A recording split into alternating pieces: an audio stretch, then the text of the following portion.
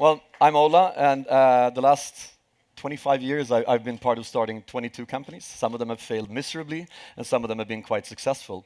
But I was actually a kickboxing world champion before, and this was kind of a day at the office back then. Did anybody try martial arts? Raise a hand.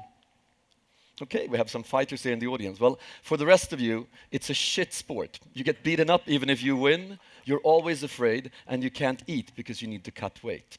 So I lived a large part of my life being beaten up every day, afraid, and without food. And I was extremely happy during these days because I had purpose. I had a very clear goal of what I wanted to accomplish. And this was something I brought with me into building companies. This was a bad day at the office. You see that I'm lifting from the ground, and that's not something you want to do. Then I fell in love with the internet. This was mid-90s, and we came up with the idea, which was crazy at the time, that we could sell something on the internet. So we started a CD selling company, and we became about 40% of Amazon size in no time with this company, Boxman. And we had no clue. We had a downtime of 60% when we launched. We didn't know if that was good or bad. And it was very, very early days. I remember Jeff Bezos came to Stockholm and we had a secret meeting at the Vasa Museum. And I told my friend, I think we're a lot smarter than this kid. He doesn't understand Europe. Let's walk away. And those are the most expensive steps I've taken in my life. He then went to Germany and bought Telebuch with shares. So when I come into Miami, I see that guy's island every time when I move into Miami. And I got fascinated by how difficult it was to go pan-European, because it's an illusion. We all know that. There are invisible walls everywhere. We know very little about the largest Belgium site or what's cool in Greece right now in the internet scene. So I got fascinated, and one of our investors back then was Ace of Base, the pop band. And they said, well, we'll take you with you on a tour, and you'll see how it is to travel. And if you can ever travel with a pop group, please do. It's wonderful. It's red carpets and champagne wherever you come, and you're treated like a rock star. So in '99, we left Boxman and we started a company called Result, where we tried to help entrepreneurs travel like rock stars wherever they want to take their company. Today, we run a wide range of different activities. Among other things, we have this whole district in Stockholm. It's called the epicenter of Stockholm, 30,000 square meters, where the fastest growing companies are sitting, from Spotify to all kinds of other stars, but also corporate innovation labs and a Soho house for entrepreneurs.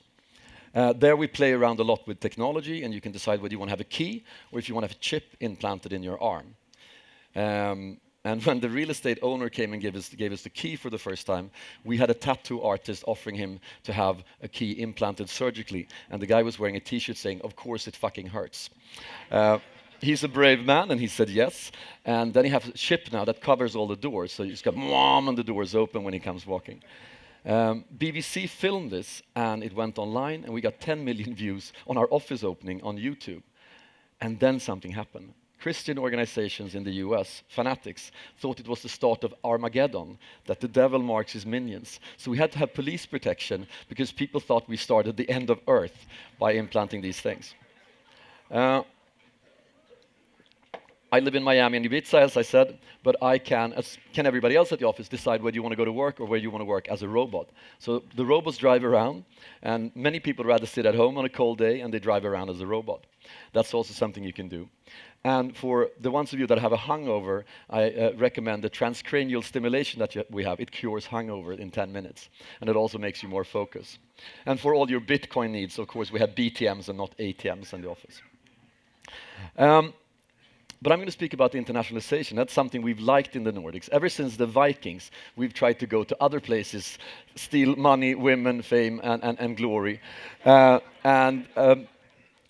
you do that, it's quite interesting to see that some companies think the world is their playing field, and they really, really have global ambitions. Whereas other companies, excellent companies, are staying at home, and they have local ambitions and local management, and they're not capturing the wealth of opportunities that internationalization provides.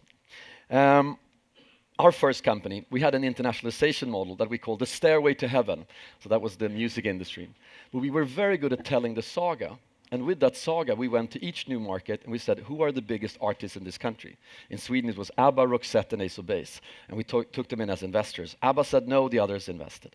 And then we took the largest media-owning families, the largest banking families, and we made a dream team in every country where we moved in. In France, Bernard Arnault invested and so forth. And then we went out to the music and IT industry and really locked arms with them to become a local champion against Amazon. So that when we launched, we had 50,000 users back then on the first day, and we didn't spend anything on marketing. We spent a lot on localization and internationalization models.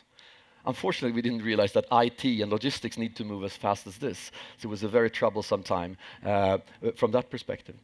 But we had a model, and since then I've been fascinated on which internationalization model will take you international. And with what's happening right now in technology, and I'll dwell a little bit on that, it's never been more exciting or easy or powerful to go international. These disruptive technologies that are underlying what we all invest in and the change we're seeing, they're based on exponential technology. And if I go 30 steps this way, I've gone 30 meters, linear. If I go back exponentially, I go 1 billion meters. So a lot of the things that we're playing around with will be 1 billion times more powerful and smarter. It doubles, Moore's law, it doubles, and the price comes down. So applying that to your mobile phone, if Siri 2014 was smart enough that when you asked it, I want to commit suicide and jump from a bridge, it gave you, I found 4 bridges a little ways from you, right? In July, it says, if you're thinking about suicide, maybe you should call this number, I've called it for you. What happens when this is 1 billion times smarter? Maybe there's no depression anymore. And that's why it's so exciting to look at these new exponential companies. The trained eyes see that there's something different with them, right? And that's why Uber is a lot smarter than Taxi Munich or Taxi Stockholm. It's a completely different type of animal. And I always write 50 billion and then a plus because some smart ass tells me in the break, no, they're worth 85 billion since last week. Now they're worth more than Ericsson. And the same goes for a lot of other companies that we all know. I don't know if some of you have seen this. These are the number of unicorns that have been created lately, right? So either we're on the way to a crazy, crazy valuation bubble, or maybe there's something fundamentally different on how we build value. Or both. And if you're a large company, this is an evil slide where somebody took a bank, Wells Fargo, and everything they said they could do well, they put an exponentially growing company that wants to steal their lunch. This is called the death by 1,000 stabs, and it's happening to industry after industry after industry. And these young companies are different because they are creating a new type of industrial logic, not the value chain, step by step, I do this, you do this, but an operating system for an industry. Jack Ma spoke at our event, SIME, back in, I think, 97. He had 30,000 internet users in China. And he went out with a skull on stage and a black suit, and he said, to B2B or B2C, that's the question for me. I only have 30,000 internet users in China. And everybody laughed. Nobody's laughing anymore.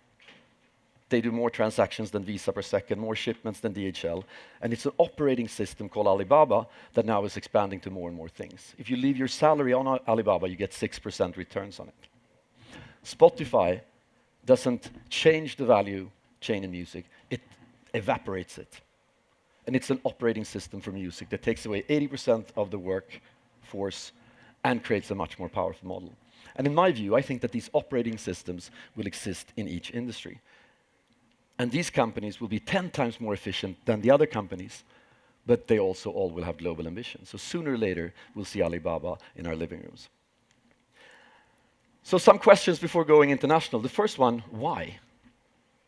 And that's a really important one. Is it because it's cool? Is it because your investors tell you? Is it because you want to conquer the world? Is it because you have too small home market? Often there's a lot better things to do if you want to make money fast than try to go international. You can build more products, you can do things at home. Why not? This is another great question. If you have a fantastic business in one country, why don't you spread the wings? Or is it because that's where the money is? It's a quote by the bank robber when asked why robbing banks. It's a good reason for going international. When do you go international? And it's quite fascinating because if you're a Swede, there's no business plan that doesn't have international from the get-go. If you do 2 million euros in sales, you go everywhere from there.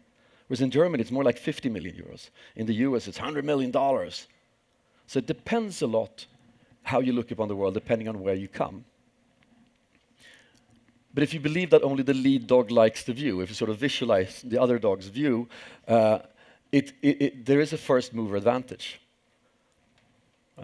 Mind the ugly slide, but if you look at some of the things that first movers have, the Ubers of the world, they're top of mind. It's costly to change to somebody else. They can set the price, and they can pick all the good partners. But there's also a lot of trial and error going on. It's cost of teaching the market. Others can have a free ride effect, and it's very, very costly. If you follow, you're a first follower. Usually, statistically, you're more successful than a first mover. Germany has been exceptionally good at some firms here at copying and scaling. And you have best practice. It's easier to fund than hire, but it's a Me Too position, and you need to be better than the original in order to claim ground. Where do you go then? We have two things. We call it the spaceman theory and the proximity theory. The spaceman theory, it states that you always should land your spacecraft where it's best to land. But a German company, they want to go to Austria and Switzerland. A Norwegian company want to go to Sweden. Maybe the Norwegian company should land their spacecraft in China instead, or in the US. That's a much better idea. But wherever you are in the world, the guys think that their neighboring country is the most fertile ground and the best place to go international. That is then called the proximity theory. Of course, we should go to Switzerland and Austria. We know the markets. They're like us. It's easier, same time zone. And we try to polarize these things when we look at internationalization, so that everything you do, and this is a key takeaway, is a conscious decision. Not just because you meet somebody at the fair who says, I'll take care of Russia for you. That's the worst way of going international. Conscious decisions all along. There's even something called the Uppsala model that have looked at all companies going international. And it typically starts like this. Focus on your home market. And then somebody wants to sell your product. So somebody sells randomly and like an agent or something else somewhere. Doesn't really matter. And then it starts picking up, and it realized, maybe we should go to the neighboring country. And then maybe we should go to a large country that's close.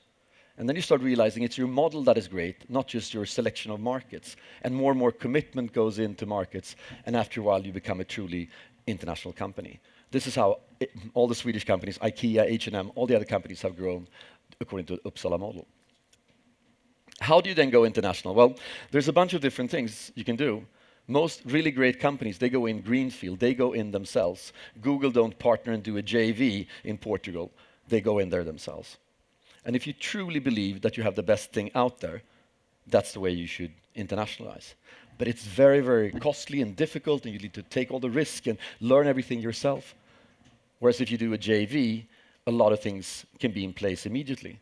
And if there's one thing I want to say about JVs, focus as much on how to divorce, if you have to, in the contract as finding the right marital partner. Franchise is a myth. I've never seen any internet or digital companies that franchise successfully. It's companies with shit business models that they're not successful somewhere. They think they can franchise somewhere else. Or it's really large successful companies like McDonald's that take 10% of people setting up shops. It's not for the tech industry, I think. Whereas licensing could be, or have local sales reps. Acquiring is another interesting way to get into trouble, but it's also a very powerful way of growing. And the only thing I can say about that in a very short period of time, never buy something that is not good and think you can fix it. Never ever buy something that is not good and think you can fix it. Buy things that are better and smarter and add to whatever you're trying to build. That's the only thing I learned in acquisitions. Another thing that has always fascinated me, if you're entrepreneurs and investors and you have an idea and you have a soil in which this idea grows, and then you invest money. And then you take exactly the same amount of money and the same business idea, and you take it to the next market, and it doesn't happen. And very often it's because the soil is not moved. So you put somebody on a banana box in London and say, sell on a commission salary or whatever, whereas you were a very integral part of the German business community. Everybody knows you, trust you, and you work day and night, and you own the company. And that's where most people go wrong. You need to move the soil of an idea for it to grow, not only the idea and the resources. So in theory, super easy to go international, write the plan, just do as in business school or ask McKinsey. And in reality, all these things jump up and bite you, and you're in the state of turbulence. And I just zoom in on some of the mistakes. Well, often it starts with the CEO thinking that this is the agenda, right? And almost every time, we've done 300 internationalization projects since '99. Many of the companies that you know, Google, LinkedIn, others. Very often, the CEO says, I'm going to do this. It's the most important thing that we're doing, especially in younger companies. And we say, okay, great. Can I see your agenda? What do you mean? Can I see your agenda? And it looks like this. And then they start realizing maybe we need to get somebody doing this. Marketing can take it, or sales. But not until you're prepared to commit the real resources to actually do it, are you ready to go international. And still, a lot of companies do these things. The world is not enough. Internationalization is super easy on the whiteboard. You just add countries, right? And then you think that everything that the head office comes up with is super smart, and there's one-way communication. There's not a two-way communication. And a lot of people get so excited by, oh, we're in France, and let's go to Japan. It's so much fun, so it becomes a journey and not a business. And this is a more common problem with young founders than one might think. And a short-term perspective for investment, performance, and interest. Everybody wants to go to the party in Paris. Very few people want to sit on the weekly call with a badly performing French business. Another mistake is not challenging chosen truths. And I'll take an example from the martial arts world. When I grew up, I actually believed that 80, 90-year-old Japanese and Chinese men were the toughest fighters in the world. Right? They could have their secret powers, but you only learn that after 60 years of training with these guys. Right? Then somebody said, what if we challenge that chosen truth? What if these guys are the toughest guys in town?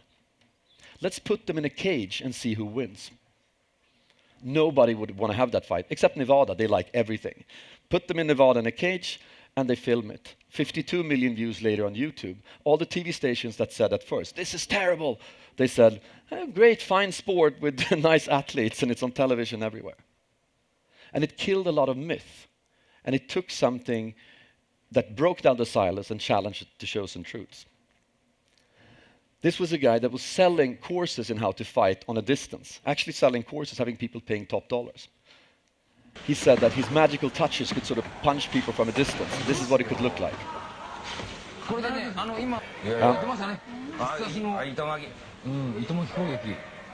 then somebody said, but if some of those ultimate fighters fight you, they wouldn't have a chance. I could give them $5,000 if they win against me, anyone in the world. And in an old world, you could do that, right? But with Twitter and YouTube and everybody telling everybody everything, that's a very, very bad idea. Next time he had a course, this is what happened. Somebody stood up and said, I'll take the challenge.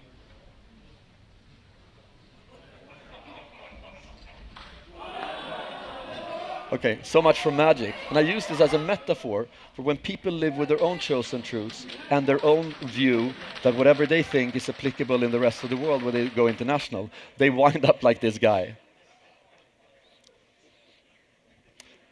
There's some new tricks of the trade as well. We call it lean internationalization, very heavily inspired by lean startup. Right now, you can try things. You can try with mock-up sites and you see how many people would register.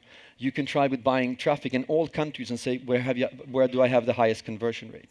So we can actually sit kind of like with a control tower and just look at markets, and that guides where we should go international. The market will tell us beforehand. And I love this sort of this testing paradigm. I don't know if you know how Dropbox was started, but it started with somebody making a video of a service, and then they changed the video until they got 70,000 likes. And then they built exactly what was on the video. Instead of building something, launching it, damn it, back to the drawing table. And I think you can do that in internationalization really well as well.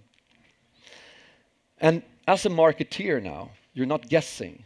You're sitting in the control tower and looking at data. And I took the management of Absolute Vodka to meet the management of King, and they both said, we're both data-driven, that's the core of our business. And then the CEO of King said, how many hours per day do you spend with the data? And the other guy said, per day? Per month, you mean? No, per day. And it's a completely different paradigm for companies that have a control tower or that are guessing. So when going international, try to automate everything you can automate and centralize it. The cloud. Everything automated as you can. Use self-learning algorithms if you can. Because the other thing you need to do is focus on what humans do specifically well. And that's what you want to have locally. And we're creative, we challenge, we have feelings, networks, we become friends, we do things. And that's still how a lot of international business is being made. But it's not about having technology of a lot of people. It's about having what's uniquely human applied to the market. Virality is another interesting feature. We have the world's largest game that for girls that like horses. I'm one of the founders of that. And we have people that are just working with trying viral things, like program hosts coming out with programs. And that's proven about 10 times more efficiently than buying traditional marketing. So we have viral people that just do viral things all the time that connects with the users. Some cases, well, a strategy that you can adopt is dominate a region. We try to do that with our epicenter. So anybody that comes to Sweden, hope you all come sometime, will go by epicenter at one point in time. We have a first go at a lot of things, and we can provide a lot of things there. So when companies want to go to the Nordics, we can do it with them, for them, either as joint venture partners or in other ways. So companies like Twitter or Yahoo, they don't have any people in Nordics. They just go to epicenter and we do it for them and with them. So that's one strategy. Be very, very strong in one region so that you get a best go at all the good companies wanting to come in. Another way is to be the best in a new, fast-growing market. So not a big fish in a small sea, but a big fish in a growing ocean. That's how Angry Birds grew with when the iPhone and App Store came. And we had the mighty eagle, Peter Westbacka, who founded Angry Birds. He came up on stage for the first time. Nobody knew much about them. And he's Finnish, and sometimes they never speak. They're very quiet people. And he comes up like this on stage with a hoodie with Angry Birds. And this is just when they started. And he said, nothing, right? And I'm the moderator, and I'm like, come on, do something. Come on, say something. And he goes, hello, everybody. I'm the mighty eagle from the Angry Bird company, Rovio. If you wonder what I just did in a minute, I made $100,000 on apps. And everyone's like, whoa. And now they have 1 billion users because they were over-investing in understanding a new growing ocean. More Nordic examples. Candy Crush with King did the same thing, but with Facebook. And I think maybe somebody here in the audience will back a company that's doing this in virtual reality. Somebody that will be the giant of a small thing growing really rapidly. Other thing you can do is try to capture a global niche. And the internet is wonderful for that because you can just look for what people are searching for that is underserved. And we did that some years ago, and we saw that girls look for games as much as guys, but there are no girls' games that are good. And horses is the biggest hobby for most girls. There are 500 million girls that like horses, and nobody has built a company. So we started the World of Horsecraft Star Stable. Right now, as we speak, there's about 6 million girls riding around in 180 countries. And it turned out their parents don't compare it to buying another game. They compare it to buying a pony. So they gladly pay on an average 12 euros a month not to have a pony. And the game grows, so we've, without even thinking about it, become the largest horse media in the world because they make around 20,000 videos a week. So we're also the largest horse media in the world. We dominate a global niche. And our innovation was to say, what if we took the best developers in the world and said, don't do zombies and explosion, guys. Do cute horses and the best game out there. So we moved talent to where there were no such talent, and we dominated the global niche. Another company that we worked a lot with, that have taught us a lot, is Schibsted. Nordic media company, and they were doing newspapers in Sweden and Norway. Not very sexy. And then they said, what if we instead would look at where the world is going, look at Norway and Sweden that is very advanced, and take the largest countries and just bet that they will be roughly the same over the course of 10 years. And then they overinvested in all the business models that weren't there anymore. So they're the largest classified in everything from France to Malaysia to a growing number of countries. They tenfolded the value of the company, and they have become a digital leader. They make a long-term. And it's not so difficult to figure out what's probably going to happen in the long term. It's the next year that's difficult. And then they bet heavily on that. So, reiterating, you have a good start, you have the vision, you have the plan, you have the people, you have the resources. And I can speak at length about that after 300 projects, but still it comes down to the same thing, and it's an execution question. Does the team have the fire in the belly? Do they dare to take the risk? Are they resilient? All these things that make great entrepreneurs is put on a test when it comes to going international. And we are going to build companies in a very, very strange arena. So I'd like to end with taking you back to the future a little bit. If we look at the exponential future that's going to be ahead of us, how strange can it be? Not linear, exponential, right? 30 years from now, everything will be 1 billion times smarter. So 500 billion connected devices. Everything will be connected. I've seen the strangest examples, from your mirror telling you, oh, your eyes are gloomy, use a cream from Revlon, to, obviously your toilet going to tell you what you should eat and not eat, and all these kinds of things. There is even an app. There's even an app that tells you if you're pregnant or not, and it started as a not as a contraceptive. I said, oh, I can get pregnant now, but it's like it's better than the condom. You're in the bar, and it's like, can I see your app? Okay. And these things will be ever present. We will have an age of abundance because we will figure out with these smart computers that we can make energy for free. So energy will be for free within 20 years.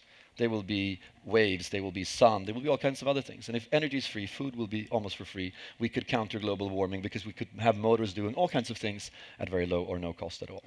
So kind of like when you go to Spotify and you realize, there's so much music. Or you go to a dating site, of course, you don't, but other people tend to do, and there's like 20 million girls to date. It's an abundance problem we're moving towards. And we're going to have 1 billion more robots. And robots will teach our kids, they will take care of us when we're old.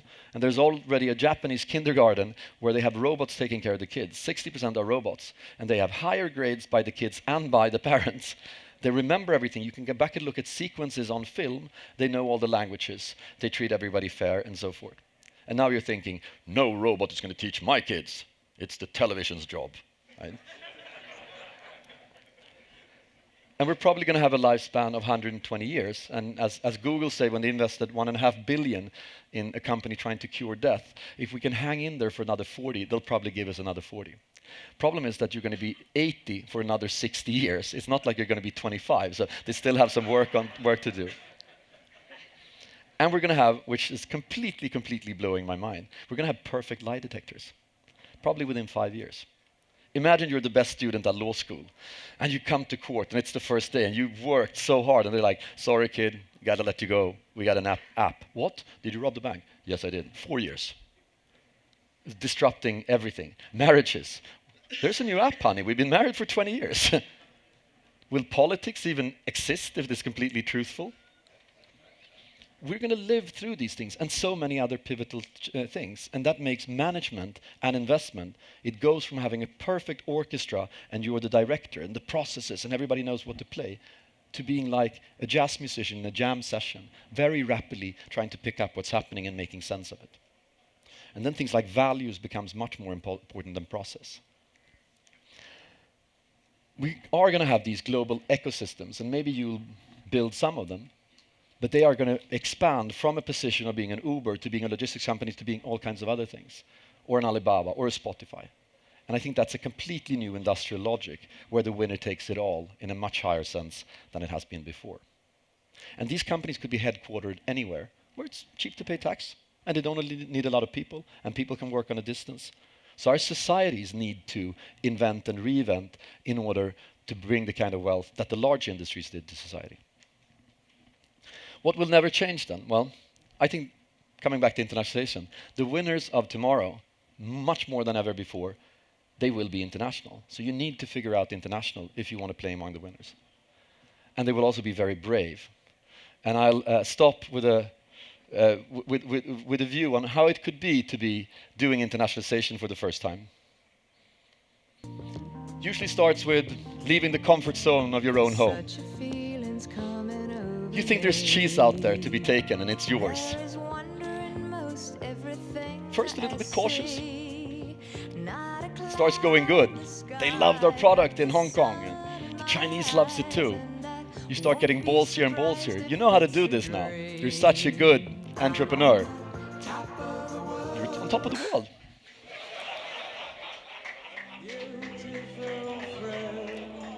Okay. Ladies and gentlemen, look at this, because this is what it feels like for most companies going international.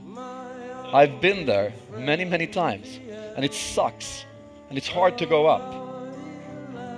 But as an entrepreneur, this is something you're facing. And as a successful entrepreneur, it's something you're succeeding with. Thank you very much.